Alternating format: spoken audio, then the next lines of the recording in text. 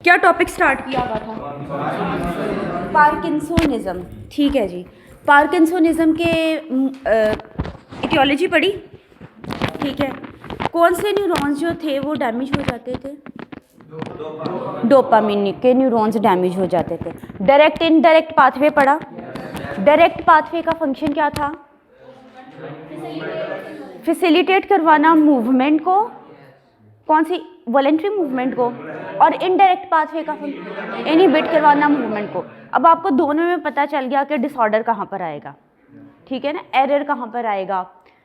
सो parkinsonism की theology पढ़ने के बाद आप इस कंक्लूजन पे पहुँचे कि डोपामाइनर्जिक न्यूरॉन्स कम हो जाएंगे ब्रेन के कौन से एरिया में? स्ट्राइएटम में, और जिसकी वजह से सब्सटेंशिया नाइग्रा में डोपामिन की जो ट्रांसमिशन है वो कम हो जाएगी। दोबारा से इस पॉइंट को दोबारा रिवाइज भी कर लेंगे। So we are going to start Parkinson, anti Parkinson drugs. ठीक है, वो ड्रग्स जो पार्किंसोनिज्म के पेशेंट के अंदर आप इस्तेमाल करेंगे। सबसे पहले प्रोटोटाइप ड्रग के ऊपर आते हैं। हम लोग डिस्कस करेंगे सबसे पहले लीवोडोपा को। सो एक जनरल इंट्रोडक्शन ट्रीटमेंट से रिलेटेड ले लो। देखो, आपके ब्रेन में न्यूरॉन्स की डेथ हो गई है। इज इट पॉसिबल कि न्यूरॉन की रीजनरेशन हो? अब दिस इज नॉट पॉसिबल। अब जो आपके पास टारगेट क्या है, आपके पास जो सर्वाइविंग डोपामीन है उन्हीं को आप यूटिलाइज करेंगे और ट्रीटमेंट की तरफ जाएंगे।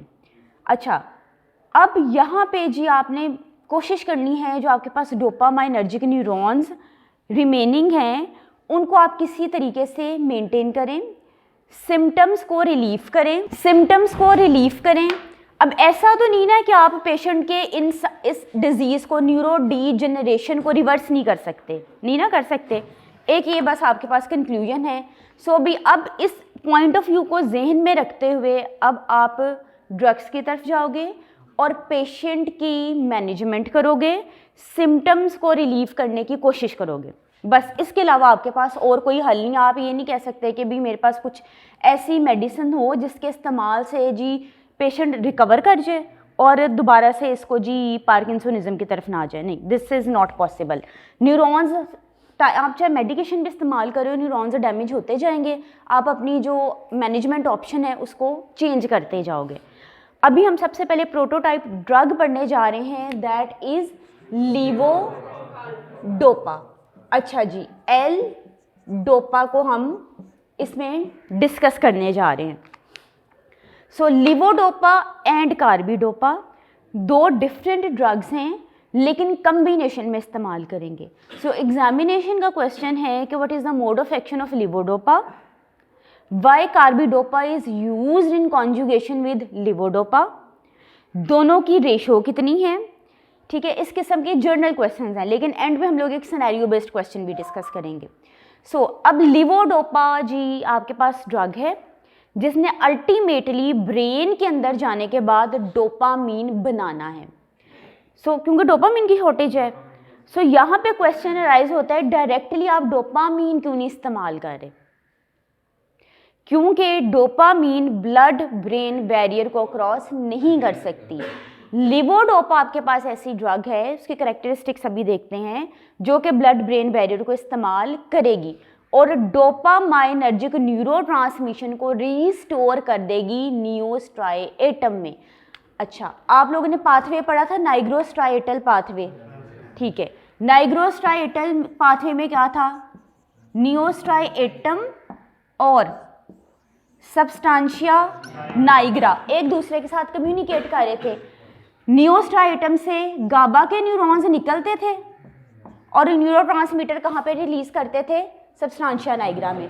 सब्सटेंशिया नाइग्रा से डोपामाइनर्जिक न्यूरॉन्स निकलते थे और डोपामीन कहाँ पे रिलीज करते थे? नियोस्ट्राइएटम में। सो यहाँ पे सब्सटेंशिया नाइग्रा में आपके डोपामाइनर्जिक न्यूरॉन्स की डेथ हो चुकी है। डोपामाइनर्जिक न्यूरॉन्स कम क्वांटिटी में प्रेजेंट हैं। सो अब इन रिमेनिंग न्यूरॉन्स को मद्देनजर रखते हुए अब आपने ट्रीटमेंट करनी है। ये जो रिमेनिंग बचे कुछ न्यूरॉन्स रह गए हैं, that must be at least 20% of the normal neuron. इनको आपने कहना है कि ज़्यादा से ज़्यादा डोपामीन बनाए। सो यहाँ पे आपने डोपामाइनर्जिक न्यूरॉन्स को यूटिलाइज करना है सब्सटेंशिया नाइग्रा में, ताकि ये डोपामीन रिलीज कर सके नियोस्ट्राएटम में, और नियोस्ट्राएटम में डोपामाइनर्जिक कम्युनिकेशन रीस्टोर हो। ठीक है, इस तरह से लाइन लिखी नहीं, इट रिस्टोर्स डोपामाइनर्जिक न्यूरोट्रांसमिशन इन नियोस्ट्राएटम, क्योंकि रिलीज तो वो नियोस्ट्राएटम में होगा।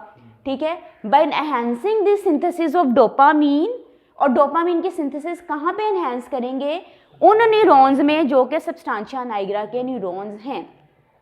अब जी न्यूरॉन्स ये कम हैं, लेकिन ट्रीटमेंट के लिए आपके पास एट लीस्ट 20% न्यूरॉन्स होने चाहिए, 20% of normal neurons. You must have 20% of the normal neurons जो कि आपके पेशेंट को सिम्टम्स को मैनेज कर सकेंगे।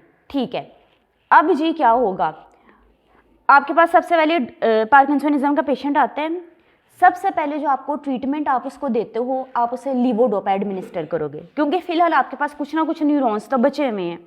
तो आपने उन न्यूरॉन्स को यूटिलाइज करना है बाय गिविंग दी लीवोडोपा।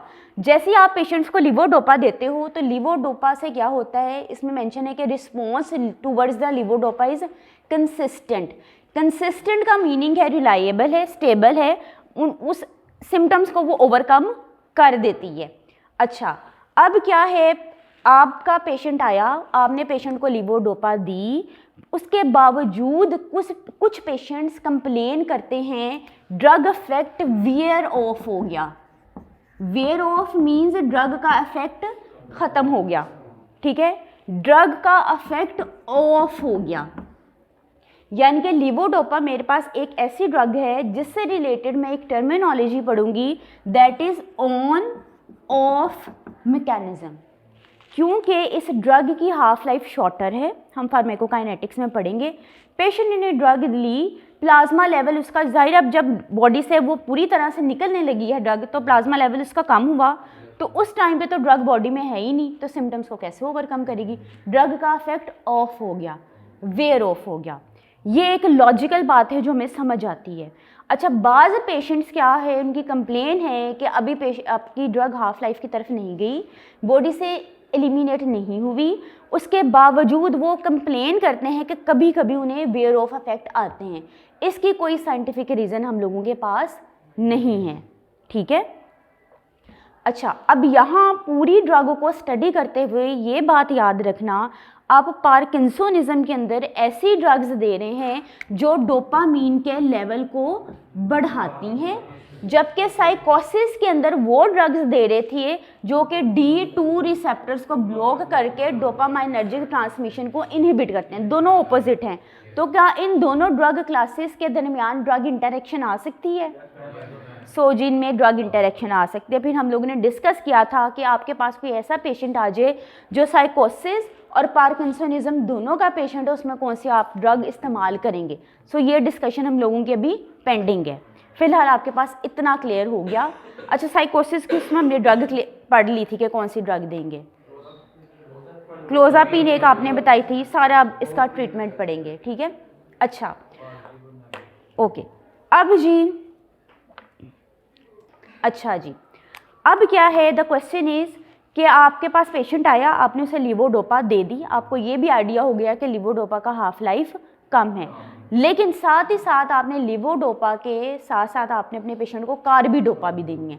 सो आपके पास जो कम्बिनेशन आएगा वो आएगा कार्बिडोपा का और लीवोडोपा का। सो अगर आप मार्केट में ड्रग्स देखो तो ये दोनों ड्रग्स आपको ऑलरेडी कम्बिनेशन के अंदर मिलती हैं। ठीक है, अच्छा, यानी कि कंक्लूजन इज, अब आप इस ड्रग को को एडमिनिस्टर करोगे।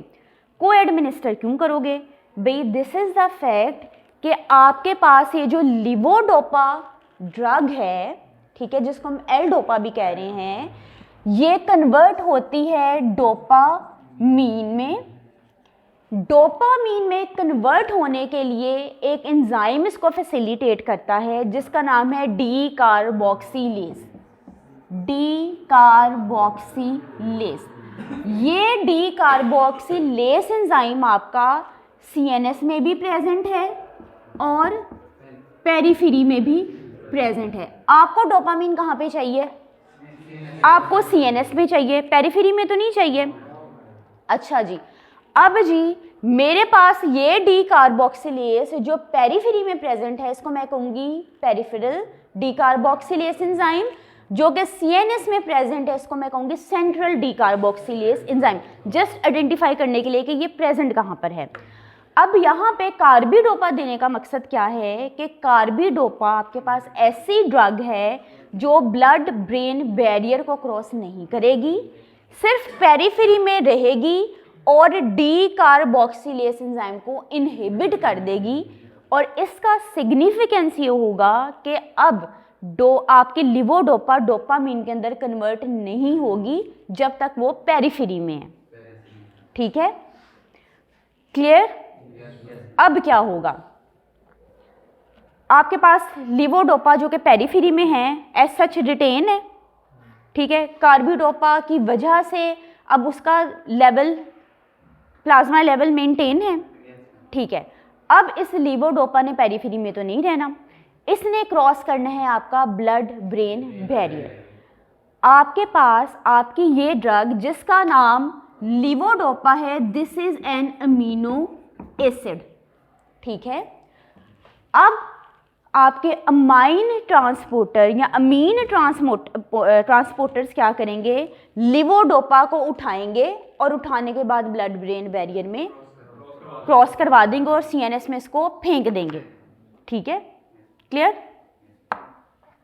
Carbidopa blood brain barrier cross नहीं करेगी, अमीन ट्रांसपोर्टर इसको नहीं उठाएगा क्योंकि कार्बिडोपा अमीनो एसिड नहीं है। ठीक है, लिवोडोपा अमीनो एसिड है, अमीनो एसिड प्रोटीन्स को रिप्रेजेंट करते हैं। अच्छा, अगर अब मुझे बताओ कि मेरे पास एक पेशेंट है, मैं उसे कह रही हूँ आपने लिवोडोपा लेनी है तो खाने के फ़ौरन बाद नहीं लेनी, आपने गैप डालना है।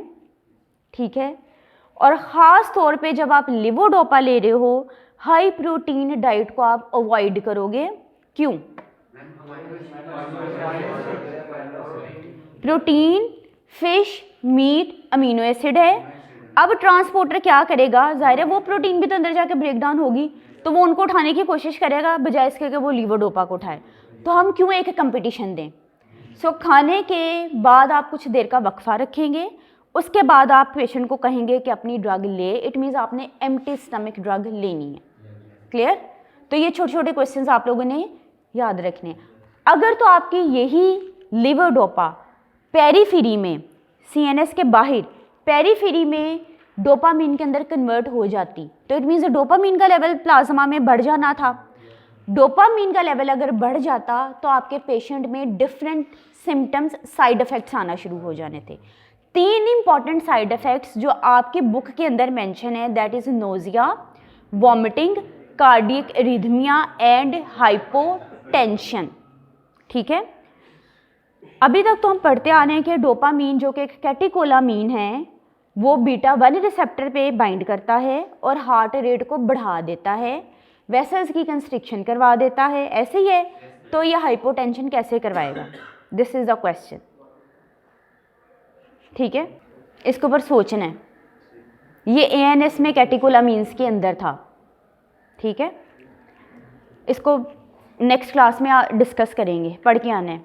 सो अब कार्बिडोपा, कार्बिडोपा आपको क्लियर हो गई है। कार्बिडोपा की अब मैं आपसे कहती हूँ मुझे सिग्निफिकेंस बताओ क्या है और किसके लेवल को बढ़ा देगा, लिवोडोपा को।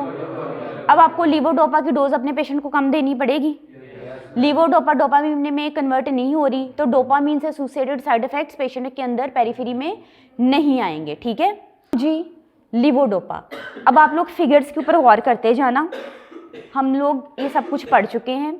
लिवोडोपा अभी तक का कंक्लूजन है इनफेक्टिव है अगर आप इसे अकेले में दें, अलोन दें, सो इसके लिए आपको साथ में कार्बिडोपा देनी पड़ेगी।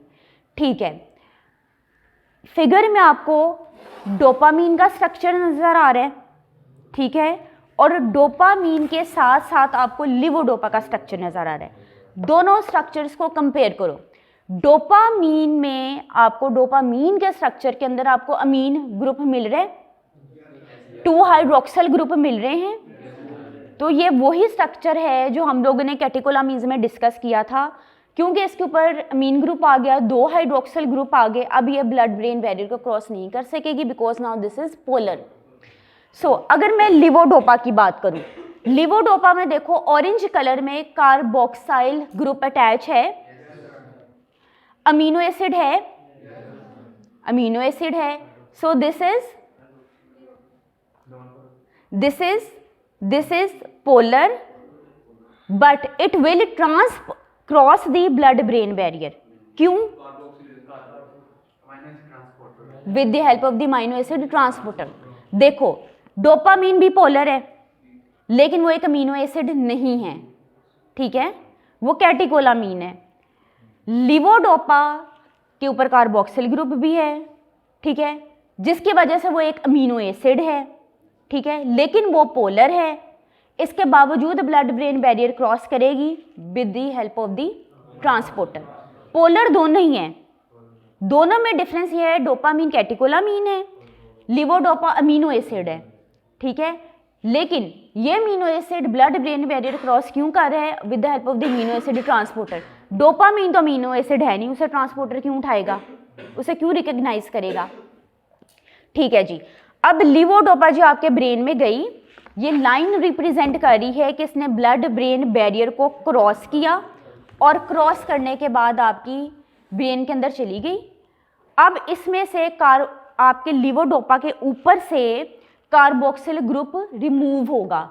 रिमूव कौन करेगा? D carboxylase. कार्बोक्सिलेस ग्रुप को रिमूव कौन करेगा? डी कार्बोक्सिलेस एंजाइम, ठीक है, that is a central D carboxylase enzyme. Clear?